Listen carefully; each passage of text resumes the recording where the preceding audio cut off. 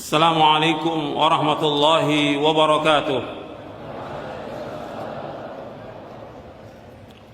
Innal hamdalillah nahmaduhu wa nasta'inuhu wa nastaghfiruh wa na'udzu billahi min shururi anfusina wa min sayyiati a'malina.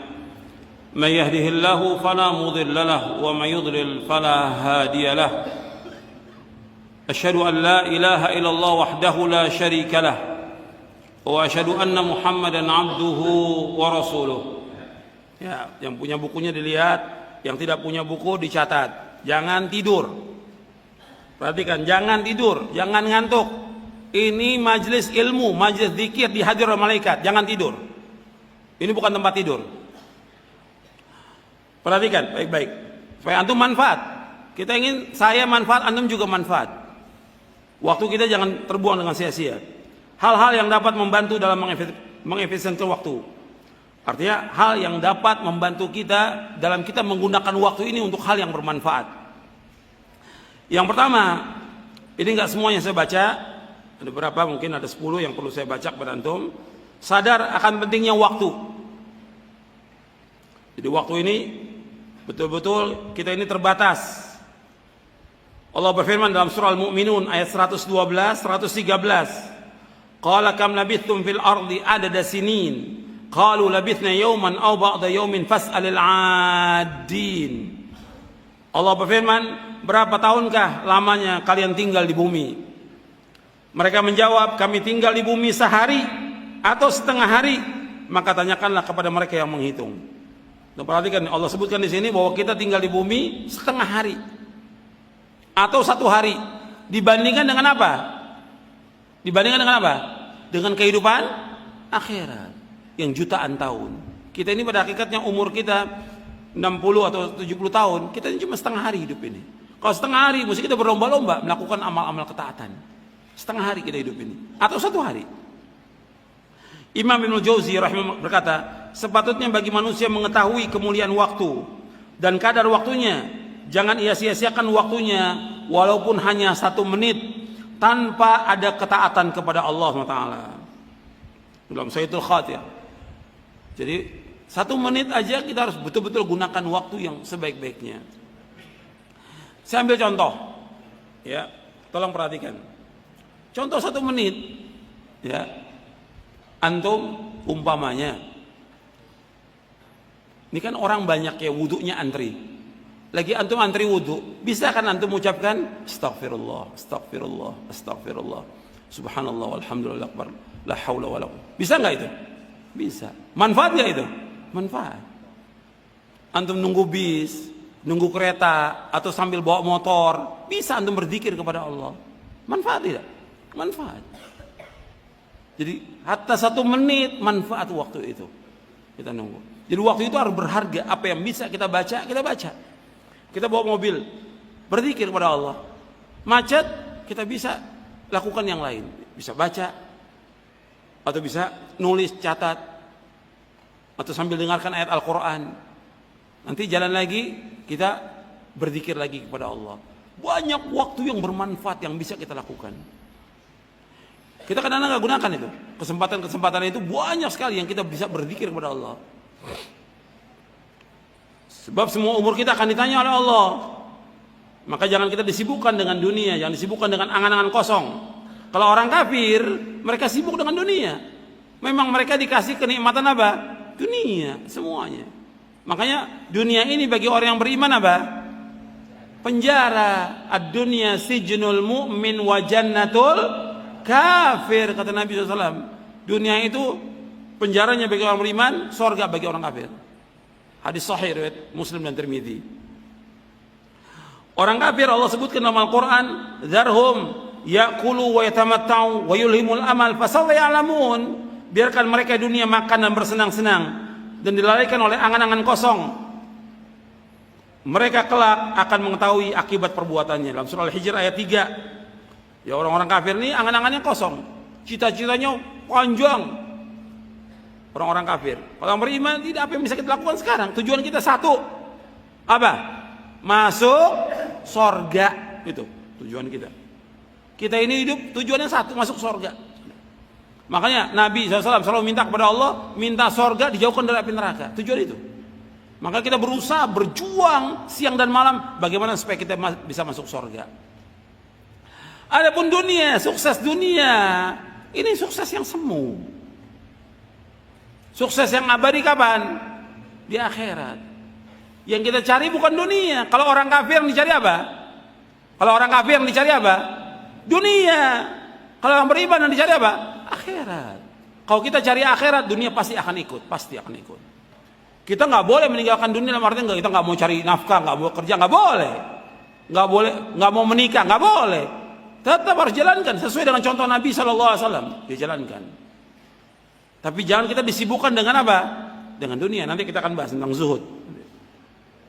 Makanya orang-orang kafir itu ketika mereka masuk ke liang kubur, mereka minta dikembalikan.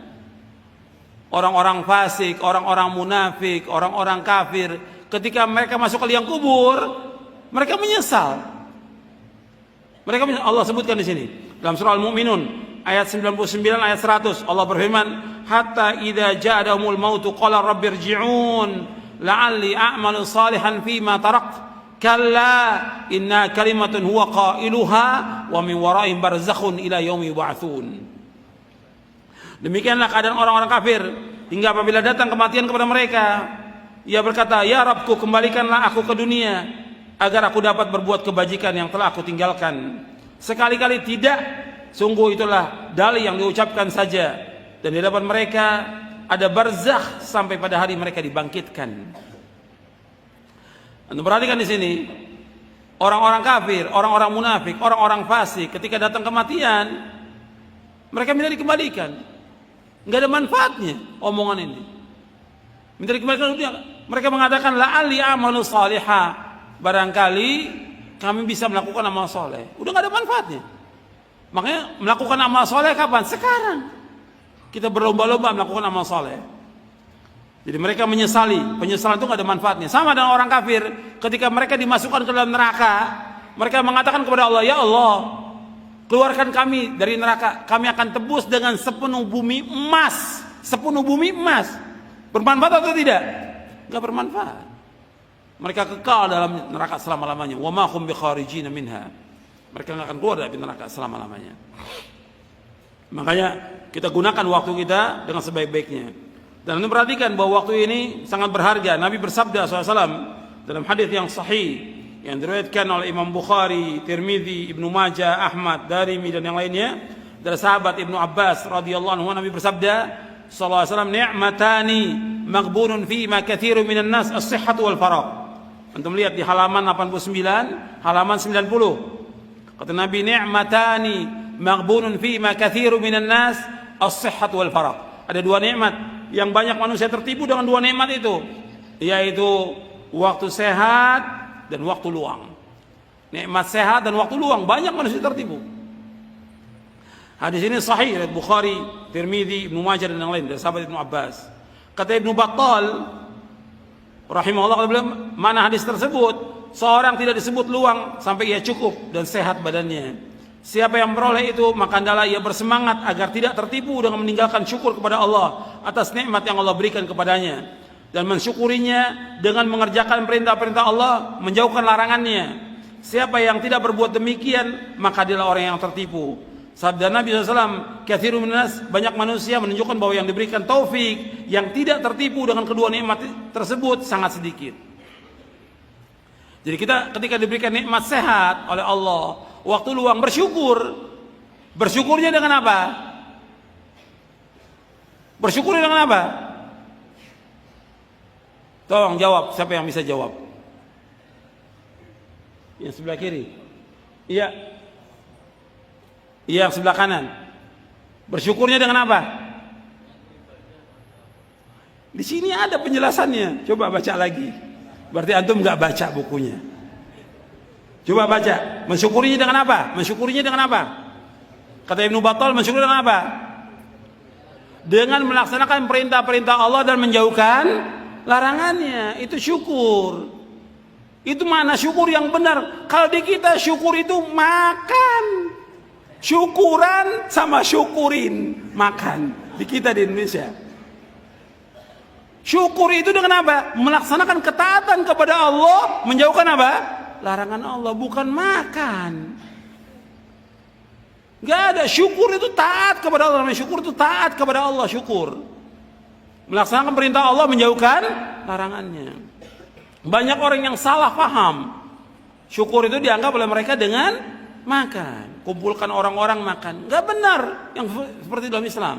Syukur melaksanakan ketaatan, digunakan uangnya untuk apa? Dengan melaksanakan ketaatan, keluarkan zakatnya, dikeluarkan sedekahnya buat fuqara al-masakin, dia gunakan buat melaksanakan ibadah haji, dia gunakan buat umroh, dia gunakan buat menolong sanak kerabatnya yang susah. Itu digunakan uangnya untuk hal-hal di jalan Allah dalam bentuk ketaatan kepada Allah dan menjauhkan maksiat. Bukan berjalan-jalan ke tempat maksiat, bukan dengan syukur itu, bukan. Bahkan ada orang yang bersyukur dapat harta yang banyak, dia berangkat ke luar negeri, ke negeri kafir. Nggak benar. Justru kalau dia mau dengan keluarganya berangkat ke Mekah, ajak mereka untuk ibadah kepada Allah, taat kepada Allah, bukan untuk maksiat, bukan safar ke negeri kafir. Nggak boleh kita safar ke negeri kafir. Itu ada hukumnya, dibahas oleh para ulama tentang masalah itu.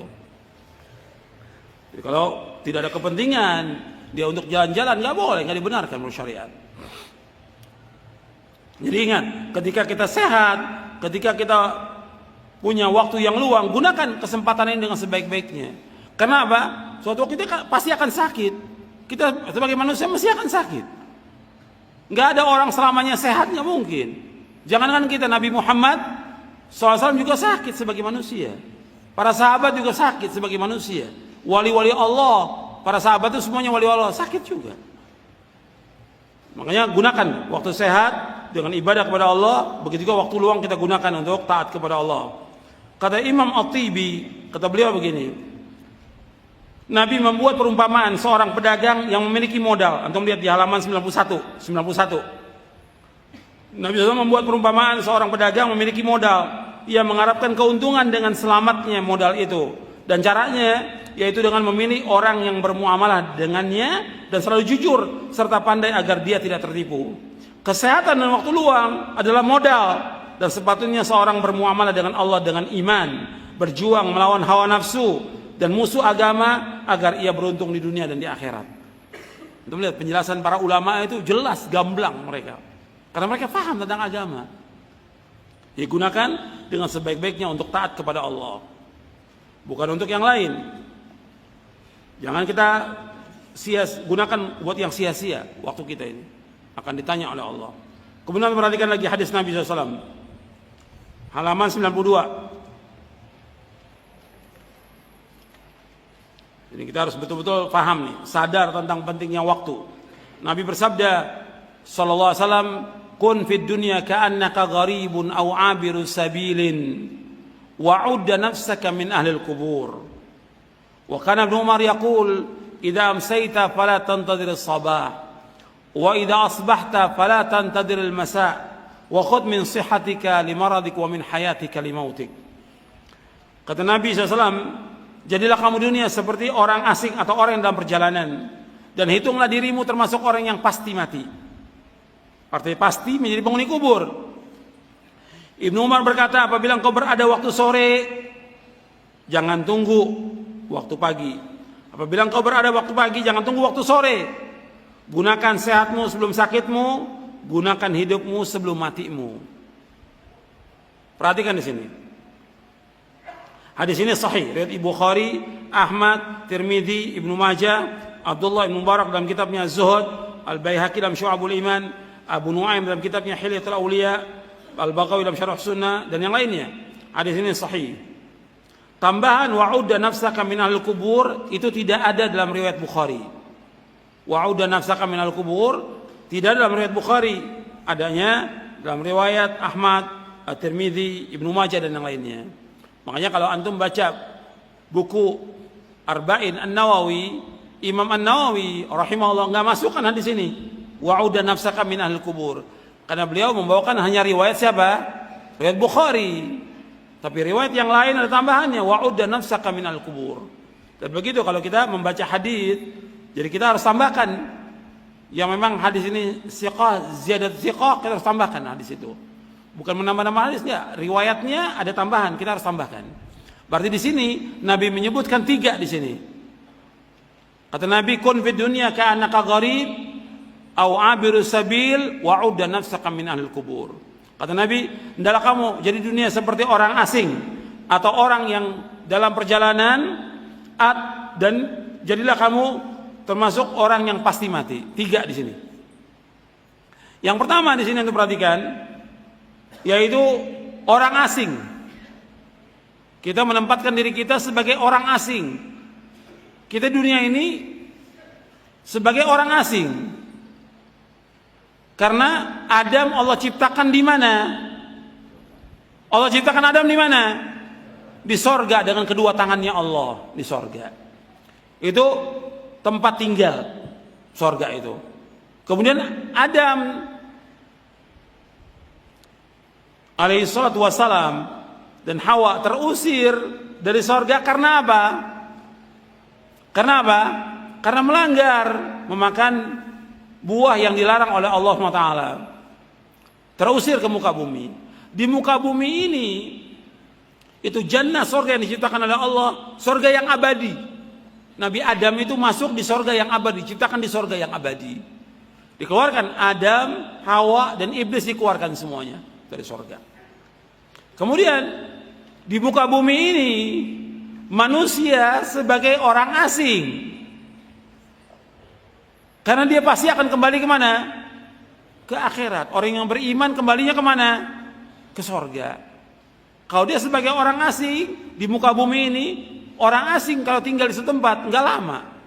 Umpamanya sekarang kita berangkat, ya safar ke luar negeri, umpamanya ke Mekah atau ke Madinah. Kita menunaikan ibadah haji atau umroh. Kita nggak mau lama-lama karena kita rindu kepada orang tua, rindu kepada istri, rindu kepada anak, rindu kepada keluarga. Nggak lama. Maka dia berusaha bagaimana melaksanakan ibadah semaksimal mungkin, kemudian segera pulang. Itu orang asing. Itu perempuan orang asing. Seperti kita juga tugas keluar kota umpamanya. Kita di luar kota sebagai orang asing. Tentunya selesai pekerjaan kita akan segera pulang. Itu orang asing. Kita ini di dunia sebagai orang asing, maka kita harus terus melakukan amal-amal soleh supaya kita bisa kembali ke rumah, ke tempat asal penciptaan manusia. Di mana? Sorga. Paham sampai sini? Ini yang pertama. Yang kedua, Nabi mengatakan, hendaklah kamu jadi orang yang dalam perjalanan. Kita ini sekarang sebagai musafir, sedang berjalan kita. Menuju kemana kita berjalan? Menuju kepada Allah Rabbul Alamin. Maka dinasihat oleh para nabi, fafirru ilallah, larilah kamu kepada Allah. Kita sebagai musafir, kita sedang berjalan menuju kepada Allah. Kita sedang berjalan menuju akhirat. Seorang musafir ketika dalam perjalanan, apakah semua barangnya dibawa sama dia? Perabot rumahnya, tempat tidurnya dibawa enggak? Enggak kalau musafir. Paling hanya beberapa aja yang penting yang dibawa. Uang, sekedar makanan. Kita juga demikian. Kita di dunia ini hanya sekedarnya aja. Yang kita bawa ketakwaan kepada Allah dan amal saleh. Bekalnya kita kata Allah, wa tazawwadu fa inna khairaz zadid taqwa wa taquni ya ulul albab. Berbekalah kalian karena sebaik-baik bekal adalah apa? Takwa. Takwa bekal yang terbaik itu. Maka kita punya bekal takwa, ketaatan kepada Allah dan amal-amal soleh. Kita sedang musafir. Kita ini dunia sedang berteduh. Nabi ketika ditawarkan berbagai macam kekayaan, Nabi kabar, mali walid dunia, kata Nabi. Apa aku dengan dunia? Aku nggak ada hasrat dengan dunia, kata Nabi SAW. Ana wa dunya karakibin istadhalla tahta sajaratin thumma raha wa tarakaha. Aku dengan dunia perumpamannya seperti aku mengendarai kendaraan onta, kemudian aku berteduh di bawah pohon dan aku akan tinggalkan. Ada nggak orang teduh di bawah pohon berhari-hari? Nggak ada, sebentar. Apalagi sampai berpekan-pekan, berbulan-bulan, bertahun-tahun, tidak. Kita ini di dunia sedang berteduh sebentar aja. Perhatikan, kita dunia ini sedang berteduh sebentar aja, kita berteduh. Dan kita akan meninggalkan dunia ini. Menuju kemana? menuju kepada Allah Rabbul Alamin. Pasti akan kembali. Antum lihat semua keluarga kita sudah banyak yang meninggalkan kita. Makanya kita sedang berjalan menuju kepada Allah. Kalau sekarang umur kita 40 tahun atau 50 tahun, berarti tinggal berapa tahun lagi kita akan kembali kepada Allah. Pasti itu. Makanya kita ini sedang mengendarai kendaraan menuju kepada Allah. Siapkan takwa kita dan bekal kepada Allah. Yang ketiga, Nabi umpamakan di sini, hendaklah kamu pasti menjadi penghuni kubur. Karena pasti orang mati itu pasti atau tidak? Pasti. Perhatikan, kita hidup dalam kepastian. Jangan hidup dalam bayang-bayang. Dunia ini hidup bayang-bayang fata morgana yang pasti hancur dunia ini. Tapi kita hidup dalam kepastian. Kematian itu pasti. Sorga itu pasti. Saya ulang lagi. Kematian itu pasti. Pertanyaan di alam barzah, alam kubur pasti. Adanya nikmat kubur dan siksa kubur pasti ada. Pasti ada. Kita akan dikembalikan kepada Allah itu pasti. Kita akan ditanya dihisab pasti. Kita akan melewati sirat pasti. Adanya sorga dan neraka pasti. Semua serba kepastian. Karena itu kita harus punya bekal. Kita pasti mati. Maka ketika ada orang meninggal dunia, kita ucapkan apa? Inna lillahi wa inna ilaihi raji'un. Semua kita milik Allah dan kita pasti akan kembali kepada Allah. Pasti. Tapi orang yang mengucapkannya tidak sadar semuanya. Yang mengucapkannya kebanyakan tidak sadar. Habis mengucapkan innalillahi, tetap aja sibuk dengan dunia. Sibuk dengan dosa, sibuk dengan maksiat, sibuk dengan permainan. Bila dia udah ucapkan innalillahi wa inna ilaihi raji'un. Kita ini milik Allah dan kita pasti akan kembali kepada Allah. Semua pasti akan kembali kepada Allah. Pasti. Maka Nabi katakan wa'udda nafsaka min ahlil kubur. Hitung diri kamu termasuk orang yang pasti menjadi penghuni kubur. Sekarang kalau sudah demikian Nabi sebutkan 3. Perhatikan nih pemahaman sahabat. Tolong perhatikan. Jangan ngobrol, jangan tidur. Perhatikan, tolong perhatikan. Setelah disebutkan 3 ini, antum lihat pemahaman sahabat. Ibnu Umar memahami hadis Nabi ini. Kata Ibnu Umar apa? Apabila engkau berada pada waktu sore, jangan tunggu waktu apa? Pagi. Kerjakan pekerjaan sore. Apa yang bisa kita kerjakan di waktu sore? Habis sholat asar, zikir. Pada sholat, zikir sore. Murajaah Al-Quran. Apalagi yang lain? Bantu orang tua. Atau pekerjaan apa lagi yang bisa kita kerjakan di waktu sore itu? Sampai ba'da maghrib, sampai isya terus kita kerjakan. Jangan tunggu waktu pagi. Idza amsayta fala tantaris wa idza asbahta fala tantaris. Apabila engkau beratur pagi, jangan tunggu waktu sore. Apa yang bisa kerjakan? Habis salat subuh. Apa? Zikir pada subuh. Zikir pagi baca Quran. Apalagi yang bisa kita kerjakan saat itu. Jadi apa yang jangan tunggu waktu sore. Kemudian wa khudh min sihhatika, gunakan sehatmu sebelum datang sakitmu. Wa min hayatika limautik, gunakan hidupmu sebelum mati. Jadi harus kita gunakan waktu kita sebaik-baiknya. Jangan sampai sia-sia. Gunakan sebaik-baiknya. Jadi waktu pagi gunakan. Banyak orang-orang yang tidak gunakan sebaik-baiknya. Waktu sore gunakan. Jadi kalau waktu sore disebutkan, ya terus sampai waktu malam. Tinggal antum ngatur jadwal antum. Dari mulai pagi sampai sore, dari sore sampai malam apa yang dikerjakan. Tapi ini hanya untuk kita, nggak boleh orang lain tahu. Atur jadwal itu. Kita harus betul-betul menggunakan waktu sebaik-baiknya. Kalau enggak kita rugi, karena waktu ini modal. Kalau antum gunakan sebaik-baiknya, insya Allah manfaat. Hatta waktu malam aja banyak para imam gunakan waktu malam. Antum sudah paham semuanya tentang Imam Bukhari. Imam Bukhari, apa terpikir bagi Imam Bukhari bahwa kitabnya akan dibaca oleh umat seluruh dunia? Nggak terpikir oleh Imam Bukhari. Tapi dia tetap berusaha bagaimana menghafal hadis, menulis hadis. Sampai malam itu bangun berapa kali Imam Bukhari? Bangun malam nggak seperti kita, tinggal stop kontak nyala lampu. Kalau dulu harus nyalakan dulu, pakai minyak, baca. Maka sebagian ulama ada yang sampai buta dia, karena kan panas itu. Lampu yang dipakai, lampu untuk baca itu oleh mereka, isi minyak, kemudian dinyalakan, dibaca sampai buta. Seperti Al-Hafidh Ibnu Katsir, akhir hayatnya buta, baca terus depan lampu itu, sampai buta. Banyak para ulama yang demikian. Imam Bukhari nyalakan lagi hafal hadis. Waktu malam digunakan demikian, apalagi waktu siang. Waktu malam, waktunya istirahat tidur, bangun lagi, baca lagi, hafalkan lagi, nulis lagi, tidur lagi, bangun lagi, nyalakan lampu lagi, seperti itu. Sampai berapa kali Imam Bukhari. Antum bisa lihat, rahimahullah rahmatan wasi'ah. Bermanfaat waktunya. Kita ini banyak waktu kita yang tidak bermanfaat. Maka antum gunakan dengan sebaik-baiknya. Kemudian di sini juga disebutkan oleh Imam Nawawi. Antum perhatikan perkataan Imam Nawawi. Ini bagus sekali buat kita semuanya ini. Halaman 94. Kata Imam Nawawi, hendaklah seorang penuntut ilmu berkemauan keras untuk belajar ilmu syar'i.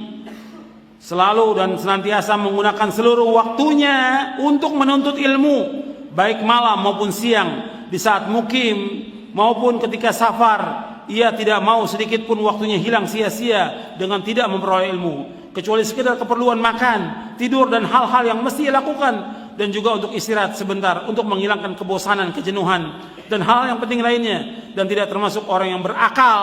Perhatikan, tidak termasuk orang yang berakal, seorang penuntut ilmu yang sudah ditempatkan sederajat dengan pewaris para nabi, kemudian ia menyia-nyiakan waktu, tidak digunakan untuk menuntut ilmu. Imam Nawawi sudah mempraktikkan. Imam Nawawi umurnya berapa tahun? Siapa yang bisa jawab? Imam Nawawi umur berapa tahun?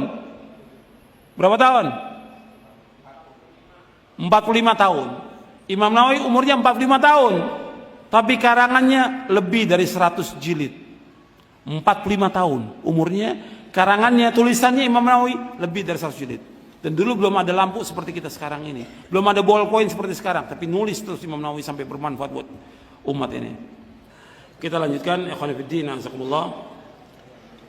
Tentang waktu nanti antum bisa baca lagi beberapa hadis yang saya tulis di sini yang berkaitan menggunakan waktu sebaik-baiknya. Di antaranya nanti antum perhatikan sampai Nabi merinci tentang waktu itu, sampai Nabi rinci.